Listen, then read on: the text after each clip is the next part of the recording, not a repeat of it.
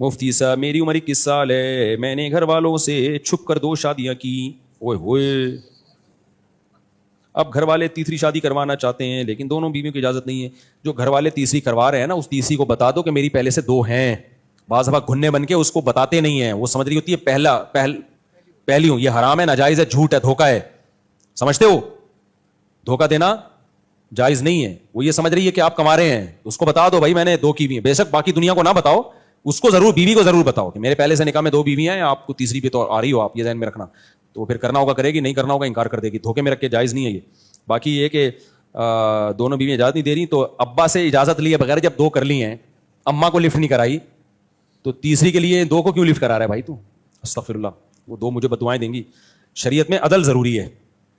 3 شادیاں آپ اس شرط کے ساتھ کریں, تینوں کو رہائش الگ دیں گے آپ, اور تینوں کے ساتھ عدل کا معاملہ کریں گے, ان کا بیسک حقوق آپ پورے اٹھائیں گے. اگر آپ یہ کریں گے تو کرو, پھر ایسی کی تیسی سوسائٹی کی, پھر تو ضروری ہے کرنا. میں ماں باپ کو اولاد کی جلدی شادی کی ترغیب دیتا ہوں, لیکن اس میں یہ بتاتا ہوں کہ بیٹا اگر کما رہا ہے تو کرو اس کی شادی, نہیں کما رہا تو پھر ترغیب نہیں دیتا میں. پھر اس صورت میں ترغیب دیتا ہوں جب ایکسٹرا آرڈینری دیکھیں کہ اس میں کوئی صلاحیت ہے, اپنی ذمہ داریاں پوری کر رہا ہے, پڑھائی کو فل فوکس کر رہا ہے, پھر ٹھیک ہے. اگر آپ کو ذرا سا بھی لگے کہ یار پتہ نہیں ایسا نہ ہو شادی کر کے میرے اوپر بوجھ نہ بن جائے, تو پھر نہیں کرو بھائی, کیونکہ ایسے واقعات بہت آئے ہیں. باپ نے دل بڑا کر کے بیٹے کی اپنے خرچے پہ شادی کی, بیٹے نے کہا شادی تو ہو گئی ہے, اس نے کمانے والے میرے بیانات نہیں سنے, بچے پیدا کرنے والے سن رکھے تھے اس نے. بچے دے دنادن اسپیڈ سے پیدا ہو رہے ہیں, کھلا کون رہا ہے ان کو؟ ابا.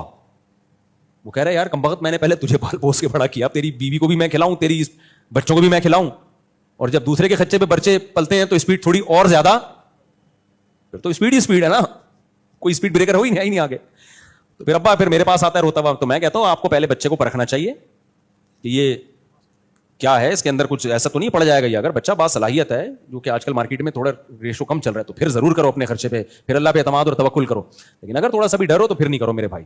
اور بعض دفعہ یہ بھی ڈر ہوتا ہے کہ میں نے اپنے خرچے پہ بچے کی شادی کر دی, تو بہو جب اسی گھر میں آئے گی تو میری بیوی سے اس کی لڑائیاں ہوں گی, ماں ساس بہو کی آج کل بنتی کہاں ہے. تو باپ اس لیے بھی بعض دفعہ تاخیر کرتا ہے کہ بیٹا کرے گا لیکن دوسرے گھر میں اپنے لیے گھر کا انتظام کر.